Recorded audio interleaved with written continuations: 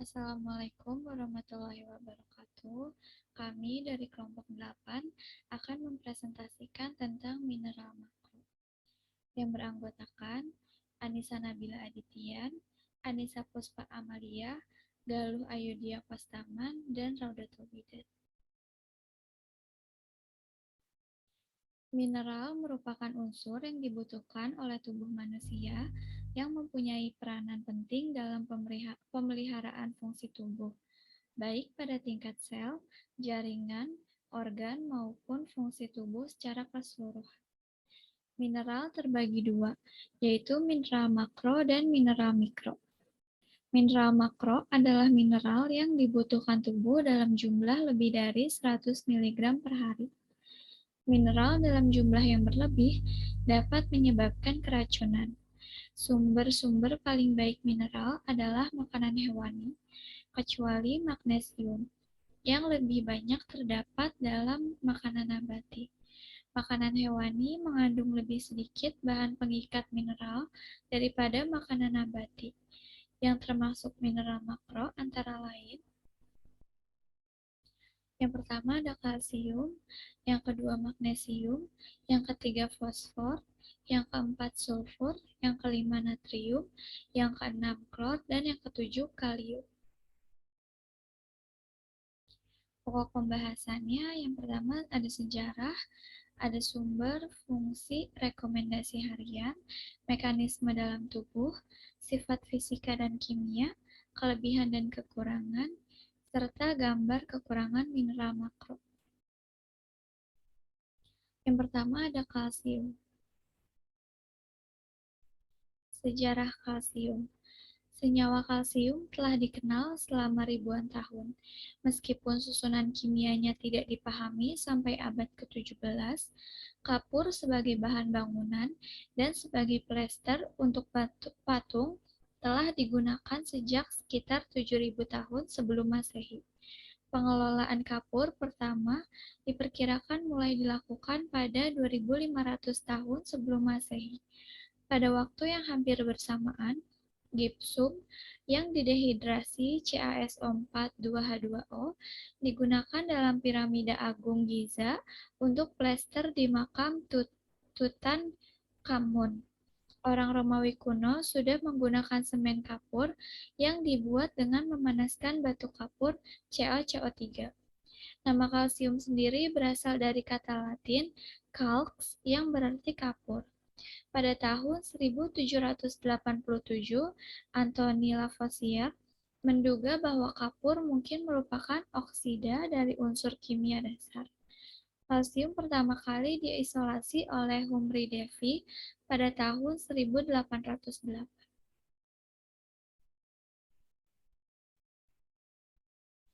Sumber hewani dan nabati kalsium.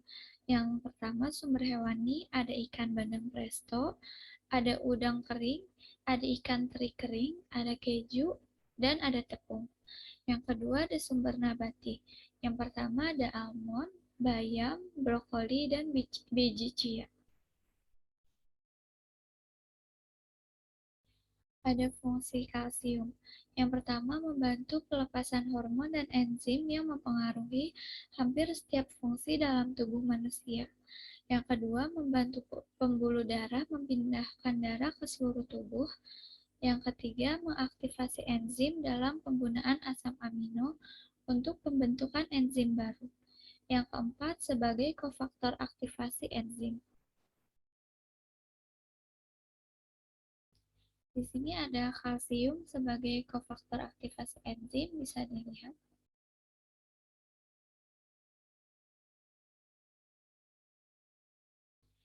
Ada rekomendasi dosis harian.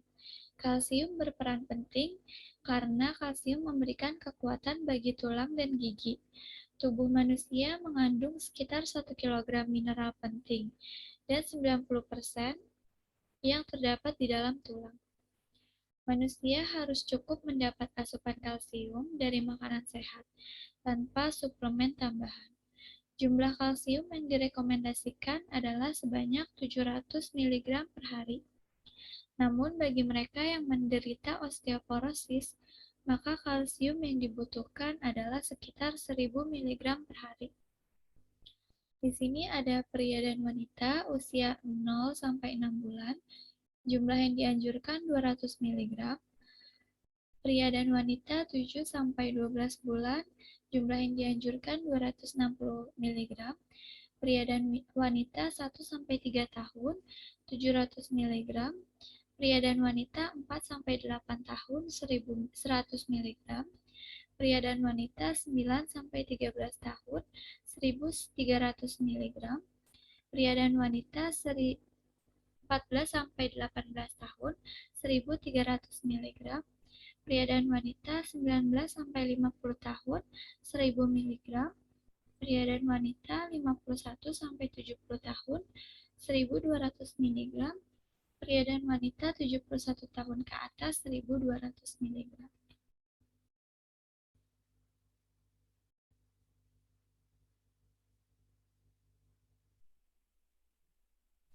Di sini ada metabolisme kalsium. Tubuh orang dewasa mengandung 1 sampai 2 kg kalsium. Lebih dari 90% diantaranya terdapat dalam tulang. Walaupun demikian, hanya sebagian kecil saja, yaitu 0,5% yang dapat dipertukarkan. Kadar kalsium plasma total berkisar antara 8,8 sampai 10,4 mg per hari, yang terdiri atas kalsium ion besar 40 sampai 50%. Kalsium yang terikat pada protein, terutama albumin, sebesar 46% dan sisanya 8% kalsium dalam kompleks organik yang terikat dengan anion, yaitu bikarbonat, sitrat, fosfat, laktat, dan sulfat. Kalsium masuk ke dalam plasma melalui absorpsi dari usus halus, dari tulang, dan direabsorpsi dari ginjal. Sebaliknya, kalsium keluar dari plasma melalui saluran cerna sebanyak 100 sampai 200 mg per hari. Dari air seni sebanyak 50 sampai 300 mg per hari dan disimpan kembali ke dalam tulang melalui keringat sebanyak 100 mg per hari. Di sini ada sifat fisika dan sifat kimia. Sifat fisika, nomor atomnya 20, massa atomnya 40,8 gram per mol, elektronegativitasnya menurut Pauling 1,0, densitasnya 1,6 gram per cm kubik pada 20 derajat Celcius, titik leburnya 840 derajat Celcius, titik didihnya 1484 derajat Celcius. Sifat fisikanya, logam ini bersifat trimorfik. Kalsium dianggap kurang reaktif dibanding logam alkali tanah lainnya. Ion kalsium berasal dari pipa, biasanya turut larut dalam air minum. Saat kontak dengan udara, kalsium membentuk lapisan oksida dan nitrat yang melindungi dari korosi lebih lanjut.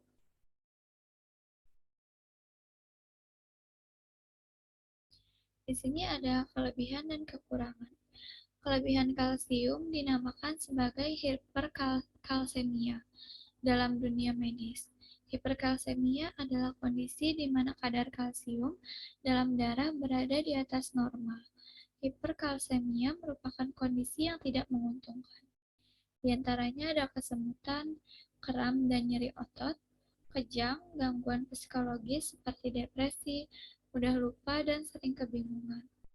Kuku dan rambut cepat rapuh, mudah lelah, tulang rapuh atau mudah patah meskipun tidak mengalami cedera. Selanjutnya ada kekurangan kalsium. Orang yang kekurangan kalsium tidak selalu menunjukkan gejala, terlebih jika kekurangan kalsium baru terjadi dalam waktu singkat. Namun pada sebagian orang, terutama yang sudah kekurangan kalsium dalam jangka panjang, kondisi ini dapat terlihat dari beberapa gejala berikut.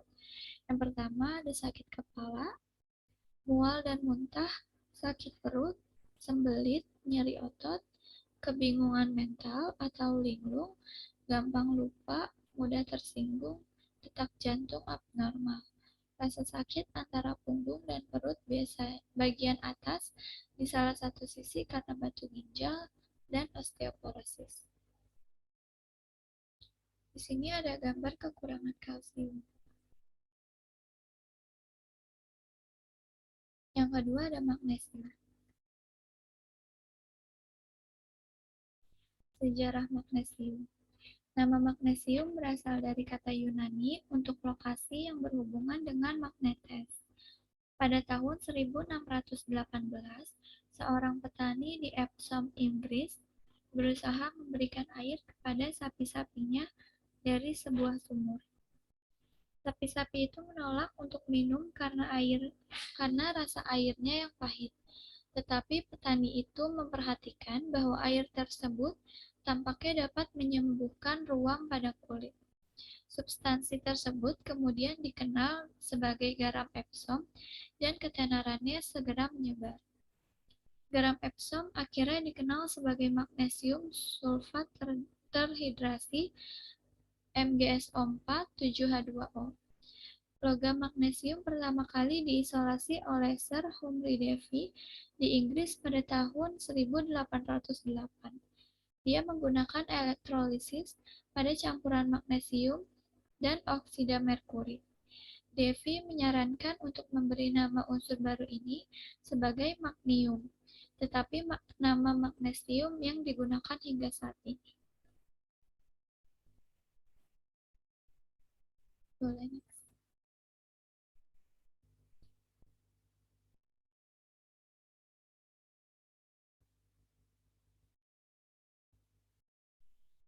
Sumber hewani dan nabati magnesium. Sumber hewaninya ada ikan salmon dan ikan kembung. Sumber nabatinya gandum utuh, bayam, coklat hitam, kacang hitam, alpukat, pisang, dan brokoli.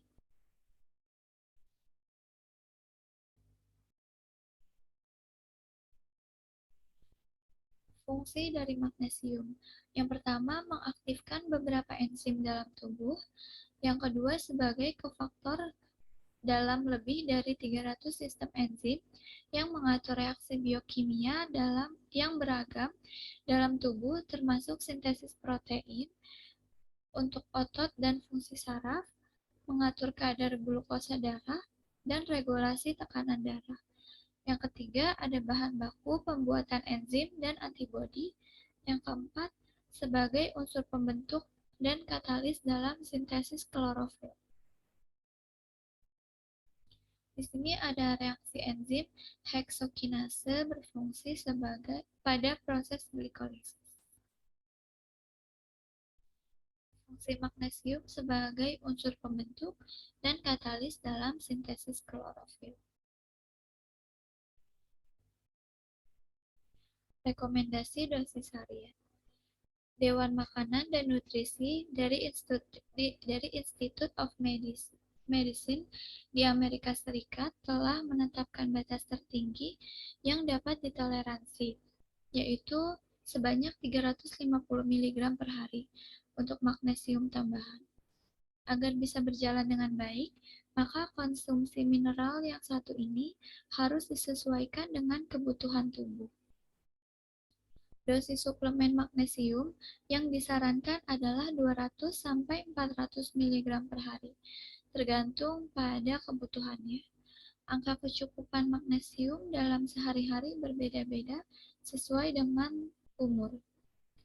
Pria dan wanita 1-3 tahun 80 mg, pria dan wanita 4-8 tahun 130 mg, pria dan wanita 9-13 tahun 240 mg, pria dan wanita 14-18 tahun 4100 mg, pria dan wanita 19-30 tahun 4000 mg, pria dan wanita 31-50 tahun 420 mg, pria dan wanita 51 tahun ke atas sebanyak 420 mg.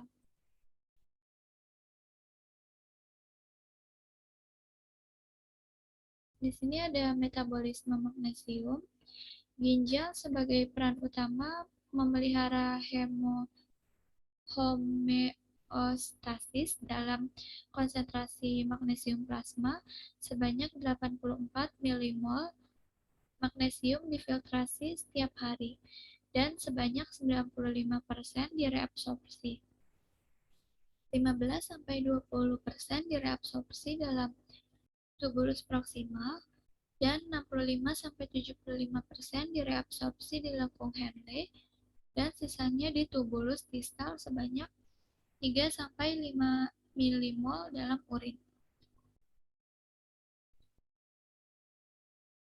Di sini ada sifat fisika dan kimia. Sifat fisikanya nomor atom 12, massa atom 24,305 gram per mol, elektronegativitasnya menurut Pauling 1,2, densitasnya 1,74 gram per cm kubik pada 20 derajat Celcius. Titik leburnya 650 derajat Celcius. Titik didihnya 1107 derajat Celcius. Sifat kimianya, magnesium adalah logam yang aktif, bereaksi lambat dengan air dingin dan lebih cepat dengan air panas. Logam ini bergabung dengan oksigen pada suhu kamar untuk membentuk lapisan tipis magnesium oksida. Magnesium bereaksi dengan kebanyakan asam dan dengan beberapa alkali atau basa.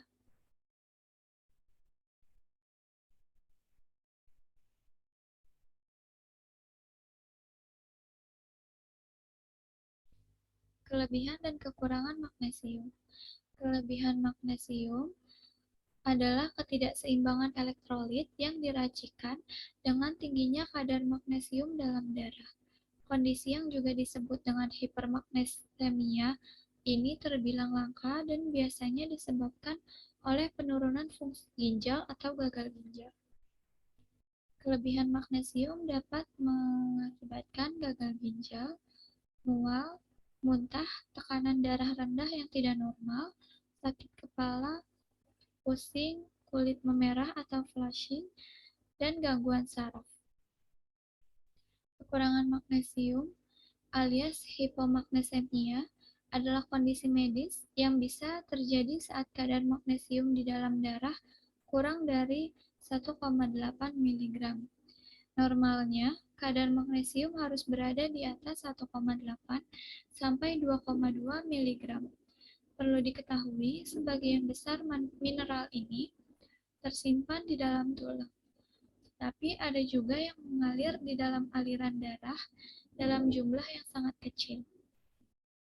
Kekurangan magnesium dapat mengakibatkan kekedutan dan kram otot, gangguan kesehatan mental, osteoporosis, kelelahan dan kelemahan otot, tekanan darah tinggi, asma, dan detak jantung yang tidak teratur. Sini ada gambar kekurangan magnesium. Selanjutnya akan dijelaskan oleh teman saya.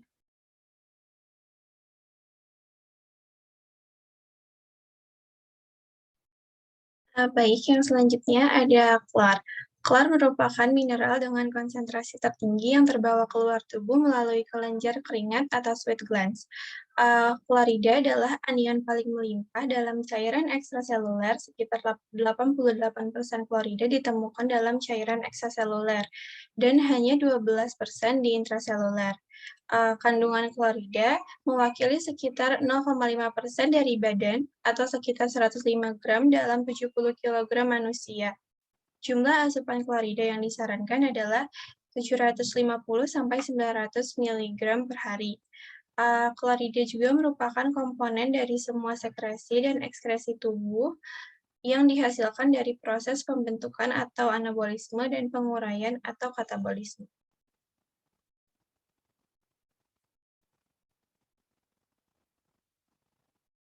Yang selanjutnya ada sejarah klar.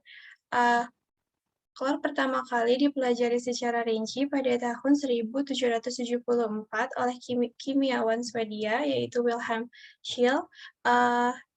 Dia menganggap bahwa dia memproduksi klorin dengan mereaksikan MnO2 sebagai mineral pirolusit dengan HCl dengan persamaan reaksi 4HCl plus MnO2 menghasilkan MnCl2 plus 2H2O plus Cl2.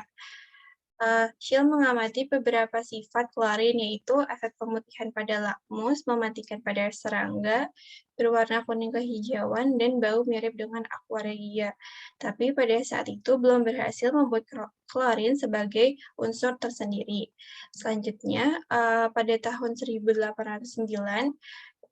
Gay-Lussac bersama Louis Jacques mencoba untuk menguraikan senyawa yang ditemukan di Schill dengan mereaksikan dengan arang untuk melepaskan elemen muriaticum bebas dan karbon dioksida. Mereka tidak berhasil dan menerbitkan laporan di mana mereka menganggap adanya kemungkinan bahwa zat ini merupakan suatu unsur. Tapi mereka berdua pada saat itu belum yakin. Lalu pada tahun 1810, Humphrey Davy mencoba melakukan percobaan ini kembali dan disimpulkan bahwa substansi ini adalah suatu unsur, bukan senyawa. Ia mengumumkan hasilnya ke Royal Society pada tanggal 15 November tahun itu. Pada waktu itu, ia menamai elemen baru ini sebagai klorin yang berasal dari kata Yunani, yaitu kloros, yang berarti hijau kekuningan. Selanjutnya ada fungsi utama dari klorin. Itu yang pertama ada berperan dalam memelihara keseimbangan cairan dan elektrolit dalam cairan ekstraseluler. Yang kedua ada memelihara suasana asam dalam lambung sebagai bagian dari HCl yang diperlukan untuk bekerjanya enzim-enzim pencernaan. Yang ketiga, ada membantu pemeliharaan keseimbangan asam dan basa bersama unsur-unsur pembentuk asam lainnya. Dan yang terakhir, ada mengatur sistem renin-angiotensin-aldosteron yang mengatur keseimbangan cairan tubuh. Yang selanjutnya ada fungsi klor sebagai mineral pada enzim amilase. Klor berfungsi sebagai kofaktor, dan kofaktor itu sendiri berfungsi sebagai katalis yang mampu meningkatkan kerja enzim. Sumber nabati dan hewani klor. Klorin ditemukan dalam garam laut, garam meja, dan bumbu seperti kecap dan pengganti garam. Untuk sumber nabati dapat ditemukan pada tomat, selada, dan seledri. Klorida juga ditemukan dalam biji-bijian seperti gandum hitam dan makanan olahan lainnya. Sedangkan untuk sumber hewani dapat ditemukan pada ikan dan makanan laut. Tetapi hampir setiap kategori pada tabel makanan memiliki makanan yang mengandung klorida. Selanjutnya ada recommended daily allowance atau rekomendasi dosis harian dari klor itu sendiri. Yang pertama, untuk bayi 0 bulan sampai 6 bulan itu 0,18 gram, untuk 7 bulan sampai 12 bulan itu 0,57 gram, untuk anak-anak 1 sampai 3 tahun itu 1,5 gram, 4 sampai 8 tahun 1,9 gram, 9 sampai 13 tahun itu 2,3 gram. Selanjutnya untuk laki-laki dan perempuan dengan umur 14 sampai 50 tahun itu 2,39 gram. Laki-laki dan perempuan 51 sampai 70 tahun 2 gram, dan untuk laki-laki dan perempuan di atas 70 tahun 1,8 gram. Untuk wanita hamil dan menyusui itu 2,3 gram. Sifat fisika dan kimia. Yang pertama, sifat fisika, klor memiliki warna hijau kekuningan, titik leburnya itu minus 101 derajat Celcius, titik didihnya minus 35 derajat Celcius. Sedangkan untuk sifat kimianya yaitu yang pertama, klor merupakan unsur non-logam yang sangat mudah bereaksi dengan unsur logam membentuk senyawa ionik. Jika bereaksi dengan gas hidrogen di bawah sinar matahari, maka reaksinya sangat hebat dan menghasilkan ledakan. Dalam keadaan gelap, reaksinya berlangsung dengan lambat. Dan yang ketiga, dengan asam hipoklorit atau HClO, gas klorin dapat bereaksi, tetapi reaksinya lambat. Hasil reaksi ini adalah ozon. Selanjutnya ada klor efisiensi and excess. Jika tubuh kelebihan klar itu dapat menyebabkan hyperkloремia, sedangkan, kalau kekurangan klar itu dia akan mengalami hypokloремia. Umumnya gejala serupa terjadi pada hypokloремia maupun hyperkloремia, yaitu yang pertama gangguan irama jantung, yang kedua ada lemas dan mudah lelah, yang ketiga mual dan muntah, yang keempat kram perut, yang kelima kelemahan otot hingga tangan dan kaki jadi sulit digerakkan, dan yang terakhir sakit kepala. Metabolisme klor. Metabolisme klor itu ada absorpsi ion klorida dalam makanan diserap sepenuhnya di usus. Mereka disaring dari plasma di glomerulus dan diserap kembali secara pasif bersama Na+ di tubulus proksimal. Klorida berinteraksi dengan natrium untuk menjaga tekanan osmotik darah. Tujuan utamanya adalah untuk menjaga netralitas listrik seperti garam dengan natrium. Klorida disaring di glomerulus secara pasif dan diserap kembali di tubulus proksimal. Penyerapan lebih lanjut di lengkung Henle. Ada pompa klorida di bagian atas dari lengkung Henle. Klorida diserap secara aktif oleh pompa. Klorida mudah diserap selama proses pencernaan, dan kelebihan klorida dikeluarkan melalui urin dan keringat.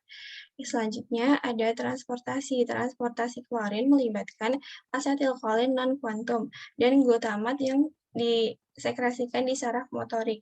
Agen ini menghasilkan molekul nitrogen oksida yang bergantung pada Ca2+ dalam sakroplasma, yang bekerja dalam mode retrograde pada terminal saraf dan mengaktifkan sintesis CGMF. Yang selanjutnya ada ekskresi klor. Ekskresi klor itu terjadi melalui 3 jalur utama, yaitu saluran pencernaan, kulit, dan ginjal. Ekskresi klorida melalui saluran pencernaan biasanya sangat kecil, dan sebagian besar merupakan klorida yang tidak terserap.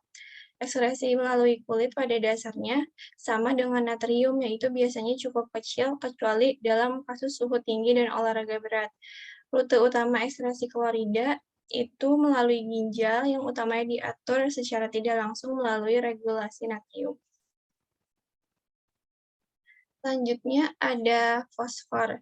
Fosfor merupakan mineral kedua terbanyak dalam tubuh, yaitu 1% dari berat badan. Fosfor dalam tulang dan gigi berada dalam perbandingan 1:2 dengan kalsium. Fosfor adalah mineral penting yang terlibat dalam ratusan kegiatan seluler setiap hari, seperti struktur kerangka dan organ-organ vital, sebagai contoh untuk fungsi otak, jantung, ginjal, dan juga hati. Semuanya membutuhkan fosfor untuk menjaga tubuh agar berfungsi dengan baik. Sejarah fosfor. Fosfor adalah unsur ke-15 yang ditemukan. Pada tahun 1669, fosfor ditemukan tidak sengaja dalam urin oleh Henning Brand, alkemis Jerman, saat mencari cairan yang dapat mengubah logam menjadi emas. Di Hamburg, Brand mencoba untuk membuat Philosopher's Stone melalui distilasi beberapa garam dengan cara menguapkan urin, dan setelah dia menguapkan 50 ember air urin. Proses awalnya membiarkan urin untuk beberapa hari sampai menebarkan bau. Lalu urin direbus, dipanaskan dengan suhu tinggi, dan membiarkan uapnya menjadi air, di mana ia berharap akan mengembun menjadi emas. Namun, Brand malah memperoleh zat yang berwarna putih seperti lilin yang bercahaya dalam gelap. Zat tersebut merupakan fosfor. Fungsi fosfor secara umum, yang pertama ada mengatur peralihan energi pada metabolisme karbohidrat, protein, dan lemak melalui proses fosforilasi fosfor dengan mengaktifkan berbagai enzim. Contohnya ada enzim tiamin pirofosfat dan vitamin B. Yang kedua ada absorpsi dan transportasi zat gizi serta sistem buffer. Yang selanjutnya ada absorpsi dan transportasi zat gizi bagian dari ikatan tubuh esensial, yaitu RNA dan DNA serta ATP dan fosfolipid. Dan yang terakhir ada mengatur keseimbangan asam dan basa. Yang selanjutnya ada Fosfor sebagai penyusun asam nukleat. Nukleotida merupakan nukleotida terdiri dari atas fosfat, basa nitrogen, dan gula pentosa. Dan yang selanjutnya ada fosfor sebagai fosfolipid membran sel.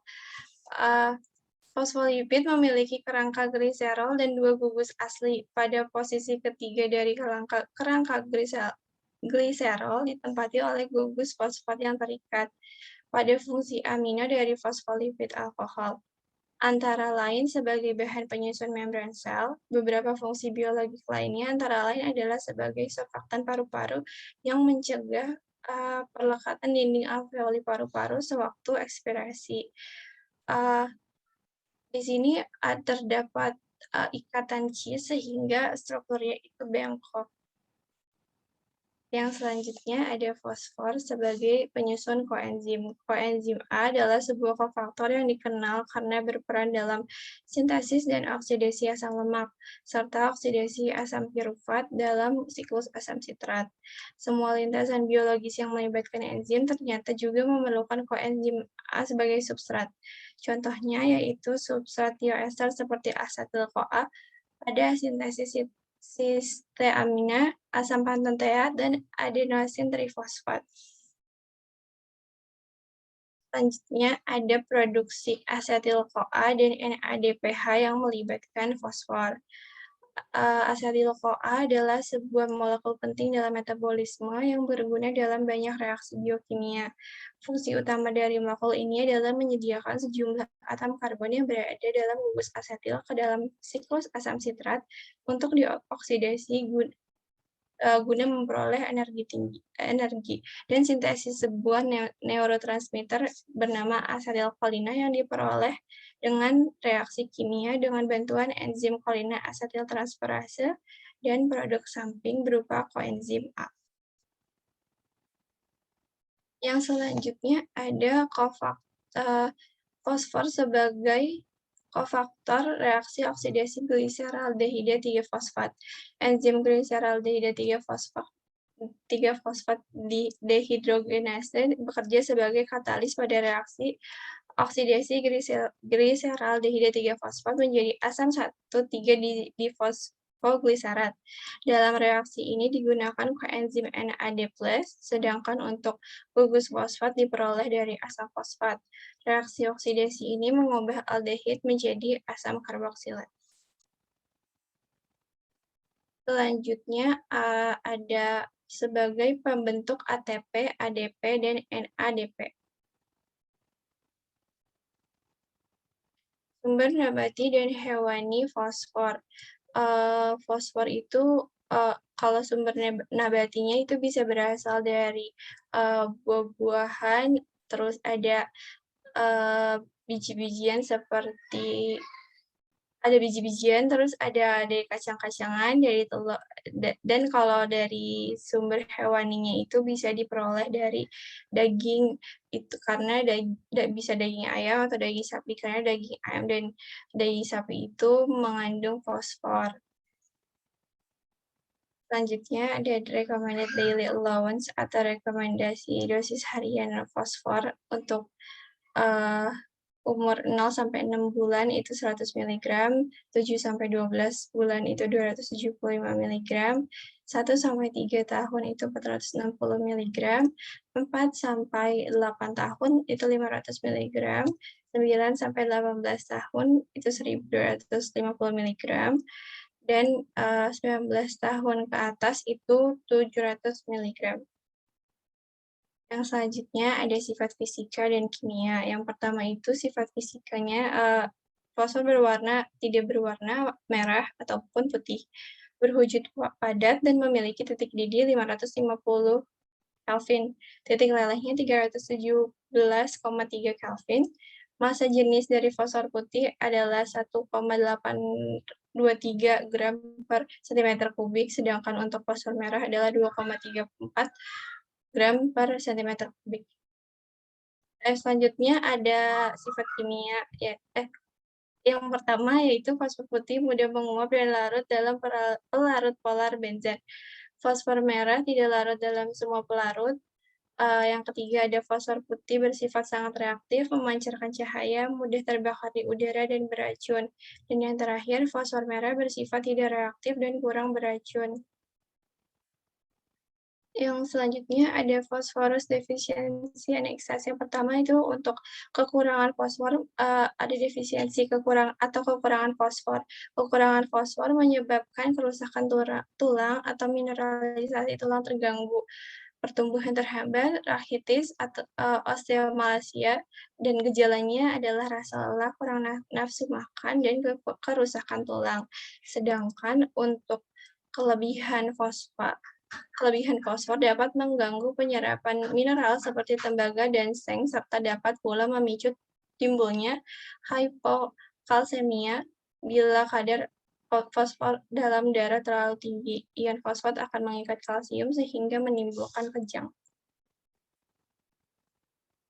Dan yang selanjutnya ada metabolisme fosfor. Yang pertama yang metabolisme fosfor itu konsentrasi fosfor dalam tubuh tergantung pada asupan makanan, absorpsi usus, filtrasi, dan reabsorpsi ginjal. 70% fosfat makanan diserap melalui jejunum usus lewat jalur seluler ataupun paraseluler. Selanjutnya, fosfor diabsorpsi secara efisien dalam bentuk fosfor bebas di dalam usus setelah dihidrolisis dan dilepas dari makanan. Yang selanjutnya, absorpsi aktif dibantu oleh bentuk aktif vitamin D, dan kadar hormon di dalam darah diatur oleh hormon paratiroid dan hormon kalsitonin yang berinteraksi dengan vitamin D untuk mengatur jumlah fosfor yang akan diserap, jumlah yang ditahan oleh ginjal, dan juga jumlah yang dibebaskan serta yang disimpan ke dalam tulang. Selanjutnya akan dijelaskan oleh Anissa. Ya, selanjutnya ada sulfur. Sulfur merupakan unsur kedua dalam kolom ke-6 dari tabel periodik dan diklarifikasikan sebagai non-logam. Belerang dalam lingkungan atmosfer ada dalam bentuk gas SO2 dari aktivitas vulkanis dan pembakaran bahan bakar fosil. Tidak hanya itu, belerang juga didapati dalam gas H2S akibat proses pembusukan bahan organik yang terjadi di dalam tanah atau air.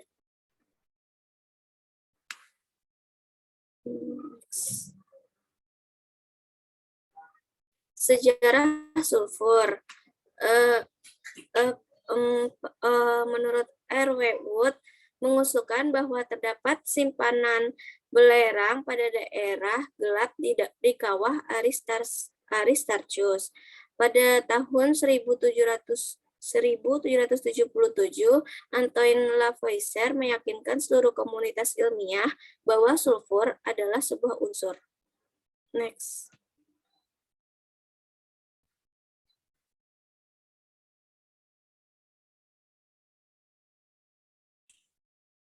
Sumber nabati dan hewani. Yang pertama ada daging ayam atau daging-dagingan yang lain. Daging ayam, telur, ikan, dan daging sapi atau daging yang lain adalah sumber hewani yang baik untuk metionin. Metionin adalah asam amino penting yang bisa didapatkan dari makanan. Yang kedua ada kacang-kacangan dan biji-bijian. Kacang-kacangan dan biji-bijian merupakan sumber nabati yang baik untuk berbagai asam amino penting di dalam tubuh, termasuk metionin dan sistein yang mengandung sulfur. Yang ketiga, berbagai jenis bawang. Bawang merupakan sumber sulfur yang baik. Bawang kaya akan berbagai jenis sulfur seperti sulfida, tiosulfat, sulfoksida, dan ajoines. Kandungan ini dipercaya mampu melindungi tubuh dari penyakit kardiovaskular, kesehatan tulang, dan mencegah diabetes tipe 2. Yang keempat ada sayuran cruciferous. Sayuran cruciferous adalah sayuran yang masuk dalam klasifikasi brassica. Sayuran ini mengandung belerang yang cukup tinggi sehingga menimbulkan rasa pahit dan bau yang tajam. Yang kelima ada gandum. Gandum merupakan sumber yang baik dari tiamin atau vitamin B1. Tiamin adalah salah satu bentuk sulfur yang tidak bisa disintesis oleh tubuh, melainkan harus dikonsumsi oleh makanan. Next. Selanjutnya ada fungsi sulfur. Bagian dari zat-zat gizi esensial seperti tiamin dan biotin serta asam amino metionin dan sistein membentuk protein atau pembentukan ikatan sulfida antara rantai protein dan klorofil yang terdapat di dalam tulang rawan, kulit, rambut, dan kuku. Sulfur terlibat langsung dalam biosintesis minyak. Belerang diabsorpsi sebagai bagian dari asam amino, yaitu sulfat anorganik. Bagian dari enzim glutation, berbagai koenzim dan vitamin. Sulfur diekskresi melalui urin sebagai ion bebas SO4-2-. Yang pertama ada fungsi sulfur sebagai unsur utama komponen asetil-CoA. Strukturnya yaitu sebagai berikut. CoA asetil bisa didapat dari oksidasi asam pirufat dengan reaksi dehidrogenasi dengan katalis kompleks pirufat dehidrogenasi. Sedangkan reaksi dengan enzim lipase format pirufat pada asam pirufat akan menghasilkan asetil CoA dan asam format. Next.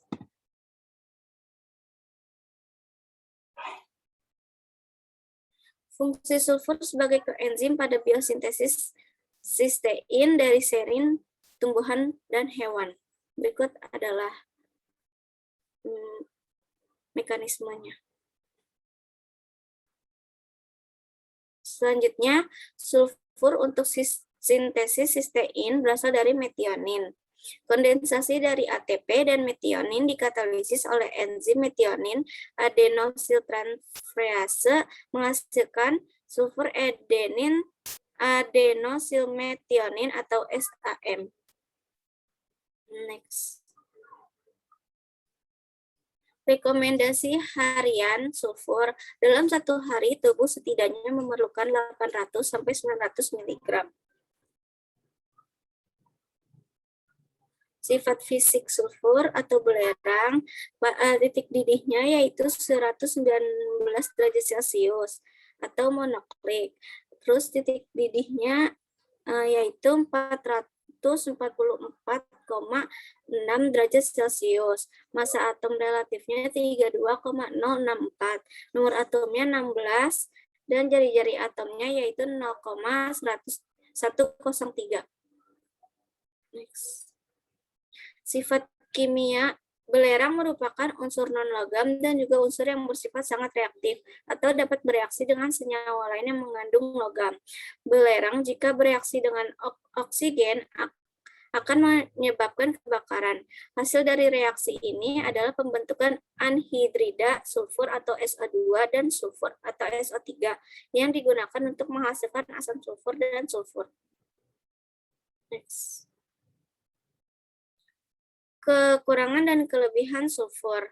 Akibat kekurangan sulfur, kecukupan sehari sulfur tidak ditetapkan dan hingga sekarang belum diketahui adanya kekurangan sulfur bila makanan yang kita konsumsi cukup mengandung protein. Dampak kekurangan sulfur bisa terjadi jika kekurangan protein.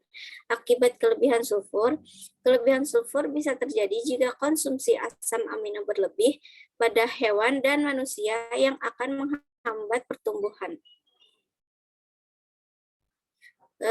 Gambar kekurangan sulfur. Kekurangan sulfur akan menyebabkan rapuhnya rambut dan kuku. Next. Berikut metabolisme sulfur. Yang pertama ada asimilasi sulfur. Asimilasi sulfur dengan ATP menghasilkan APS atau adenin fosfosulfat dan pirofosfat. APS menuju 3-fosfoadenosin fosfosulfat atau PAPS sulfat dan lalu menuju sulfit atau SO3-2- atau sulfida. Produk samping yaitu adenosin 3,5 difosfat atau PAP dan ADP. Selanjutnya metabolisme sulfur yang kedua yaitu yaitu biosintesis asam amino mengandung sulfur. Dalam biosintesis ini terdapat dua, sistein dan metionin. Yang pertama sistein. Asam amino mengandung gugus tiol atau RSH, bermula dari asam aminoserin plus asetil-CoA menuju O-asetilserin. O-asetilserin sebagai intermediate yang akan bereaksi dengan sulfur menghasilkan sistein dan melepas asetil asetat. Next. Berikut merupakan lintasan biosintesis serin. Yang kedua ada metionin. Biosintesis metionin bermula dari homoserin plus sistein dan menghasilkan homosistein. Homosistein plus N-metil THF menghasilkan metionin. Next. Enzim yang terlibat pada lintasan biosintesis metionin yaitu aspartokinase, beta-aspartate semialdehyde dehydrogenase, homoserin dehydrogenase, homoserin O-transuccinylase, cysteonin gamma sistet, cysteonin beta liase, metionin sistes. Selanjutnya, siklus sulfur. Siklus belerang atau siklus sulfur merupakan suatu rangkaian perpindahan zat kimia yang mengandung unsur sulfur atau unsur belerang di permukaan bumi. Aktivitas vulkanis gunung berapi dan penggunaan bahan bakar fosil akan melepaskan sulfur atau belerang ke atmosfer dalam bentuk gas SO2. Gas SO2 di udara akan menjalani oksidasi sehingga membentuk gas sulfat atau SO4. Selain itu, dalam proses pembusukan bahan organik yang dikerjakan oleh mikroorganisme pun akan membebaskan belerang, baik ke atmosfer maupun ke dalam tanah dalam bentuk H2S. Gas H2S tersebut nantinya akan mengalami oksidasi di atmosfer, sehingga membentuk gas sulfat SO4. Gas sulfat lalu akan kembali ke permukaan bumi, diikuti dengan presipitasi atau kejadian hujan. Gas SO2 dalam tanah lalu akan mengalami reduksi yang menghasilkan unsur tunggal sulfur, lalu akan mengalami oksidasi oleh bakteri Thiobacillus denitrificans dan Thiobacillus thiooxidans menghasilkan SO4.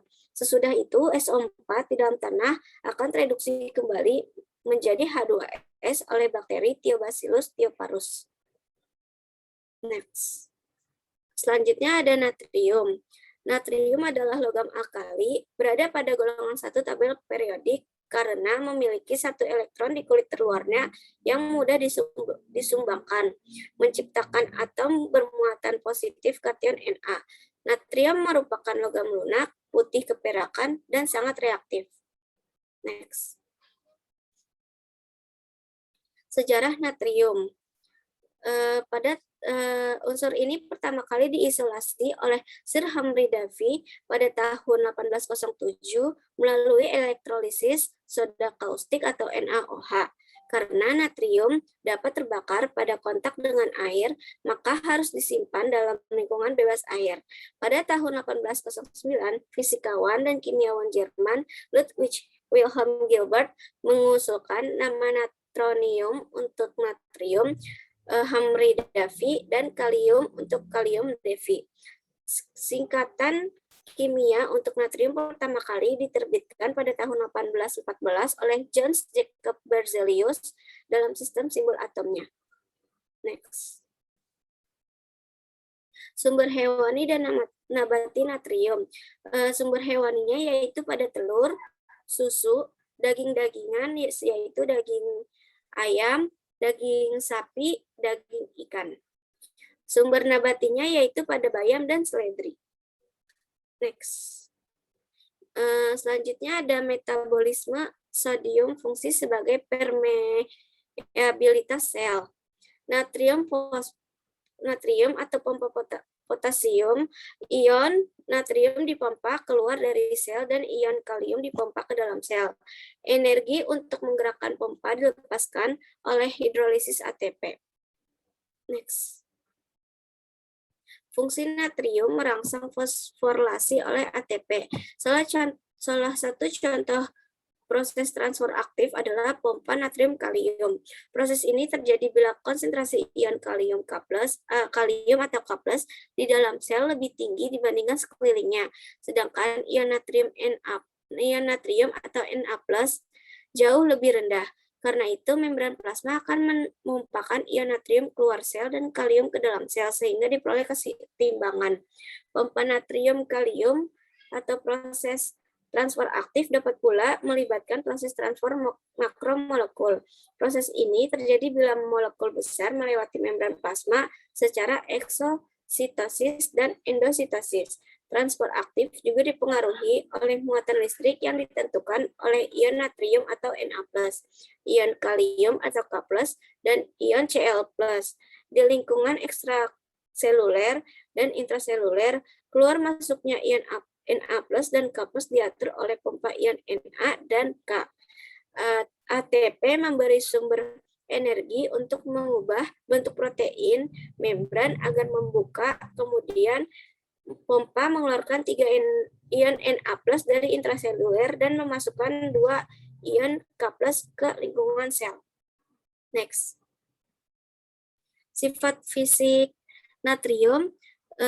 Natrium merupakan senyawa ion berbentuk kristal dan bubuk berwarna putih dan tidak berbau. Titik lelehnya yaitu 318 derajat Celcius, titik didihnya yaitu 1388 derajat Celcius.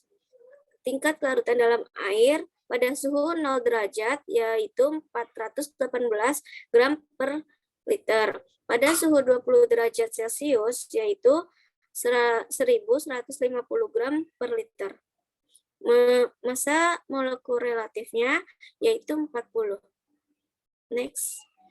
Sifat kimia natrium. Natrium adalah unsur yang sangat aktif. Natrium dapat bereaksi dengan air dan sebagian besar unsur lain dan dengan banyak senyawa. Jenis-jenis natrium ada 5. Yang pertama ada NaOH atau natrium klorida. Yang kedua ada natrium hidroksida, yang ketiga ada natrium karbonat, yang keempat ada natrium bikarbonat, yang kelima ada natrium sulfat. Next. Rekomendasi harian natrium. Pada bayi 0 sampai 5 bulan yaitu 120 mg. Bayi pada 6 sampai 11 bulan yaitu 370 mg. Anak-anak pada usia 7 sampai 9 tahun yaitu 1000 mg. Anak laki-laki pada 10 sampai 12 tahun yaitu 1300 mg. Anak perempuan pada 10 sampai 12 tahun yaitu 1400 mg. Remaja laki-laki pada 16 sampai 18 tahun yaitu 1700 mg. Remaja perempuan 16 sampai 18 tahun yaitu 1600 mg. Dewasa 19 sampai 49 tahun yaitu 1500 mg. Laki-laki 50 tahun ke atas yaitu 1300 mg. Perempuan 50 tahun ke atas yaitu 1400 mg. Kekurangan dan kelebihan natrium. Akibat kekurangan natrium menyebabkan kejang, apatis, dan kehilangan nafsu makan. Kekurangan Na dapat terjadi sesudah muntah, diare, keringat berlebih, dan bila menjalankan diet yang sangat terbatas. Akibat kelebihan natrium, kelebihan Na dapat menimbulkan keracunan yang dapat dalam keadaan akut menyebabkan edema dan hipertensi. Next.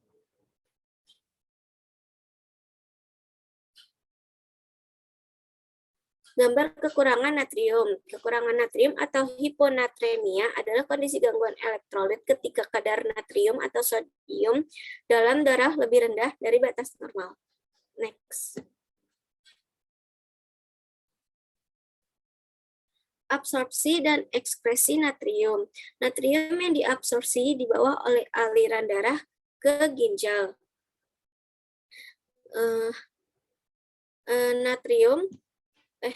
Di sini natrium disaring dan dikembalikan ke aliran darah dalam jumlah yang cukup untuk mempertahankan taraf natrium dalam darah. Natrium diabsorpsi secara aktif atau membutuhkan energi. Kelebihan natrium yang jumlahnya mencapai 90-99% dari yang dikonsumsi dikeluarkan melalui urin. Pengeluaran natrium ini diatur oleh hormon aldosteron yang dikeluarkan kelenjar adrenal bila kadar natrium darah menurun. Aldosteron merangsang ginjal untuk mengabsorpsi kembali natrium. Dalam keadaan natrium yang dikeluarkan melalui urin sejajar dengan jumlah natrium yang dikonsumsi. Jumlah natrium dalam urin tinggi bila konsumsi tinggi dan sebaliknya. Selanjutnya akan dibawakan oleh Galuh. Iya, terima kasih waktunya. Selanjutnya kita akan membahas tentang kalium. Pengertian dari kalium itu sering juga dikenal sebagai potasium.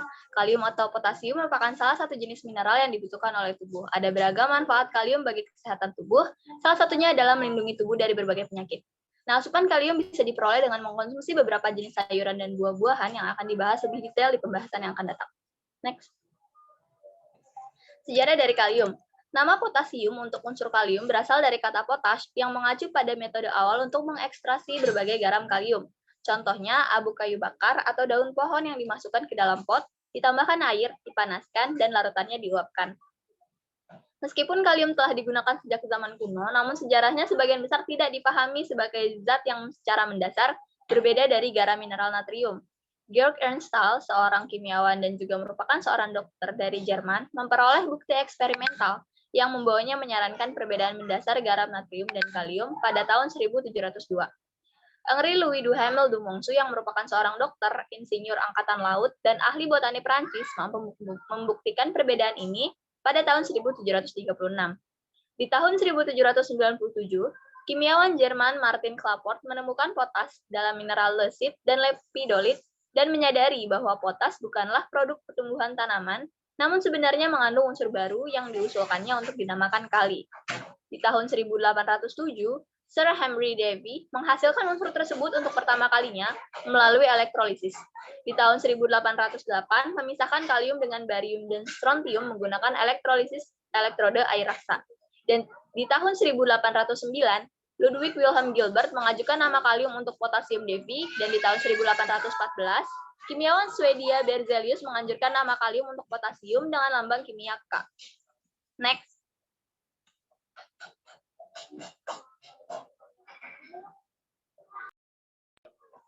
Sumber kalium.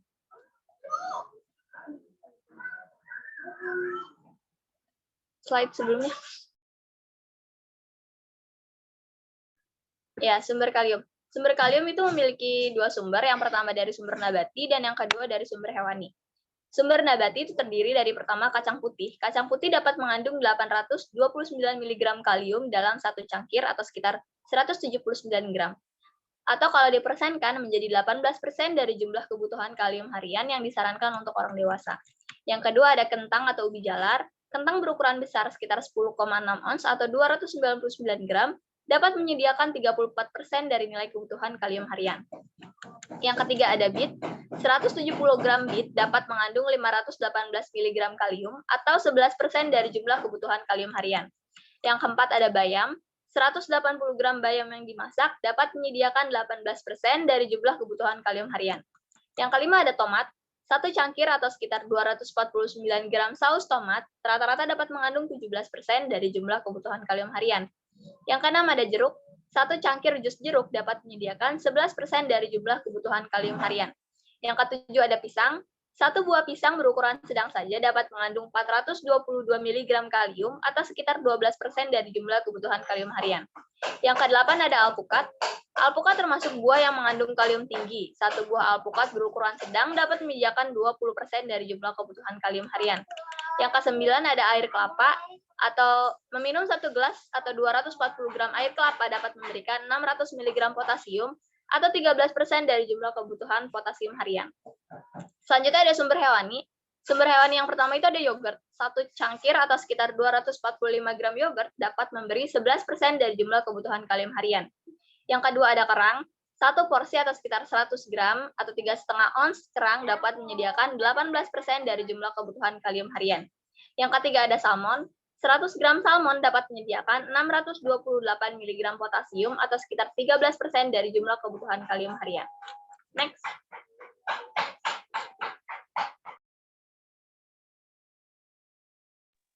Selanjutnya ada fungsi kalium bagi tubuh. Manfaat kalium selalu dikaitkan dengan perannya sebagai salah satu jenis elektrolit di dalam tubuh. Elektrolit berperan penting dalam mengatur cairan tubuh, menghantar sinyal listrik pada saraf, dan mengatur kontraksi.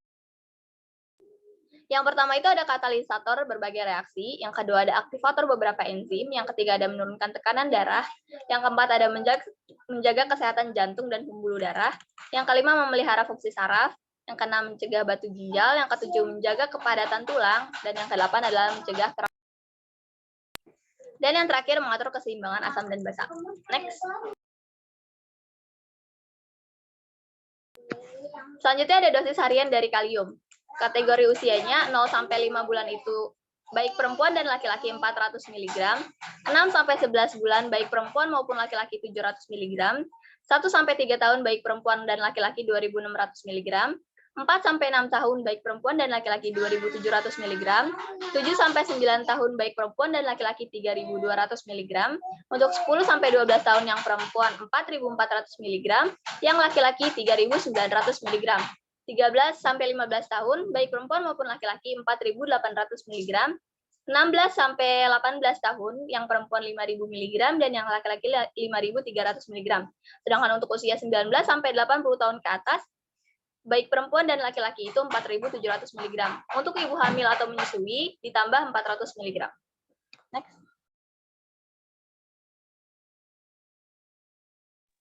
Sifat-sifat kalium. Sifat kalium terdiri dari dua, yaitu sifat fisika dan sifat kimia. Yang pertama kita akan membahas tentang sifat fisikanya. Atom kalium dengan simbol K bersifat netral karena memiliki 19 elektron. Satu lebih banyak daripada konfigurasi gas mulia argon yang sangat stabil.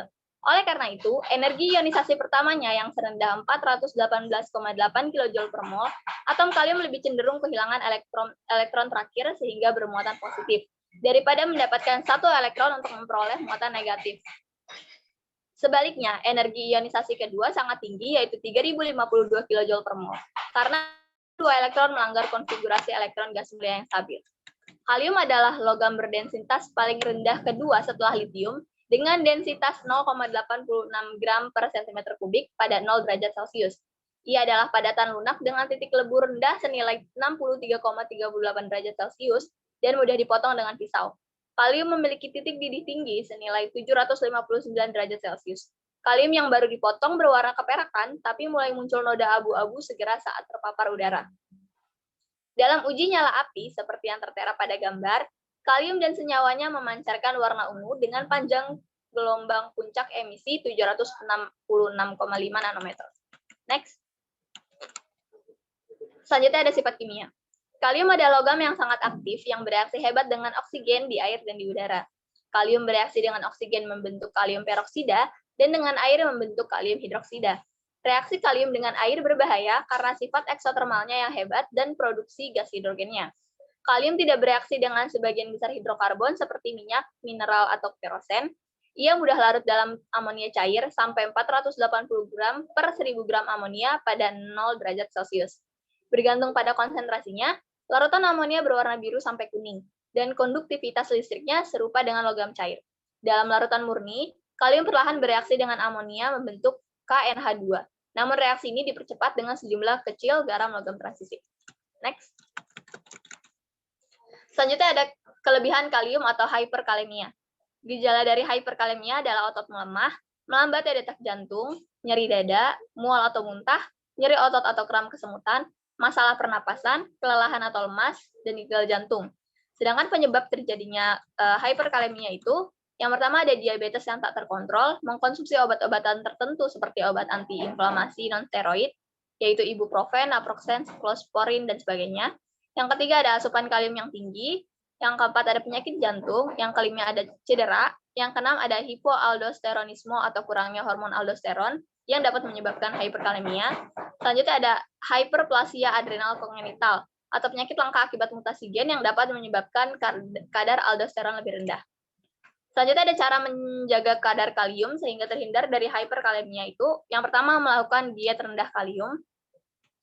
Yang kedua ada hindari pengganti garam tertentu seperti pasta tomat yang mengandung kalium tinggi. Yang ketiga ada hindari obat herbal dan suplemen. Yang keempat ada mengkonsumsi pil air atau pengikat kalium. Dan yang ketujuh ada mengikuti perawatan medis tertentu. Selanjutnya, next. Selanjutnya ada kekurangan kalium atau hypokalemia. Hypokalemia lebih rentan diidap oleh wanita ketimbang pria. Salah satu alasannya mungkin karena komposisi massa tubuh wanita yang mempengaruhi jumlah total kalium dalam tubuh. Gejala hypokalemia itu adalah mual dan muntah, nafsu makan menghilang, konstipasi, tubuh terasa lemah, kesemutan, kram otot, jantung berdebar, kelumpuhan, gangguan irama jantung, henti napas, dan iles paralitik atau gangguan pergerakan usus akibat kelumpuhan otot usus. Lalu ada penyebab terjadinya hypokalemia, itu ada muntah-muntah, diare berlebih, penyakit ginjal atau gangguan pada kelenjar adrenal, konsumsi obat diuretik. Nah, meskipun jarang terjadi, kekurangan kalium juga dapat disebabkan oleh faktor-faktor berikut, yaitu kekurangan asam folat, rendahnya kadar magnesium dalam tubuh, konsumsi obat asma atau antibiotik, konsumsi alkohol secara berlebihan, dan kebiasaan merokok. Cara menjaga kadar kalium sehingga tidak terjadi hypokalemia itu mengobati penyebab hypokalemia, terus mengembalikan kadar kalium dengan mengkonsumsi asupan kalium, dan mengkonsumsi makanan kalium tinggi seperti yang sudah kita bahas sebelumnya. Next. Nah, ini ada contoh gambar dari hyperkalemia dan hypokalemia, yaitu melambatnya denyut jantung dan kram otot. Next. Nah, selanjutnya ada mekanisme dari pompa ion Na dan ion K, yaitu transport aktif, di mana melawan gradien konsentrasi dari larutan hipotonis menuju ke larutan hipertonis. Di mana dalam transportnya kita membutuhkan ATP nih. Biasa terjadi di dalam sel itu, intersel jumlah K plusnya lebih besar dibanding Na plus, sedangkan yang kita bahas sekarang itu di luar sel atau intrasel, yaitu sehingga K plusnya lebih kecil dibanding Na plusnya. Sehingga K plus harus dimasukkan ke dalam sel dan Na plusnya harus dikeluarkan. Nah, untuk mekanismenya yang pertama dibutuhkan protein untuk mengeluarkan Na. Protein itu tuh yang berbentuk cangkang terbuka. Di protein ini terdapat situs pelekatan, yaitu lubang-lubang yang di samping protein tersebut. Untuk Na dan K+, di mana situs Na plus berjumlah 3, sedangkan situs untuk K plus itu berjumlah 2. Jadi setiap pompa bekerja, Na plus yang dikeluarkan itu 3, sedangkan K plus yang dimasukkan itu berjumlah 2. Proteinnya terbuka, lalu mengarah ke dalam sel. Untuk yang pertama itu kita mulai dari yang paling ujungnya, yang di atas. Setelah terbuka, Na plus itu akan melekat ke situs proteinnya sebanyak 3. Nah, akan terjadi hidrolisis ATP, di mana ATP yang terhidrolisis akan menjadi ADP dan fosfat. Dengan adanya hidrolisis ini ke dalam protein, nah ketika fosfat nempel itu terjadi phosphorylation. Bagian protein ini akan terbuka keluar. Jadi fungsi fosfat di saat menempel pada protein itu, cangkangnya akan terbuka keluar, jadi cangkang yang di dalam itu akan tertutup. Setelah cangkang ini terbuka keluar pada gambar ketiga, Na plus itu akan keluar, lalu di gambar selanjutnya, K plusnya itu akan menempel di situs K plus yang berjumlah 2. Nah, setelah K plusnya ini nempel nih di protein ini, maka yang terjadi adalah pelepasan dari fosfat tadi yang menyebabkan cangkang terbuka keluar. Setelah fosfatnya dilepas, maka cangkang akan terbuka kembali ke dalam dan K plusnya akan keluar. Pas K plus keluar, itu akan terjadi siklus seperti sebelumnya. Next. Ya. Mungkin itu saja, saya kembalikan ke Widat.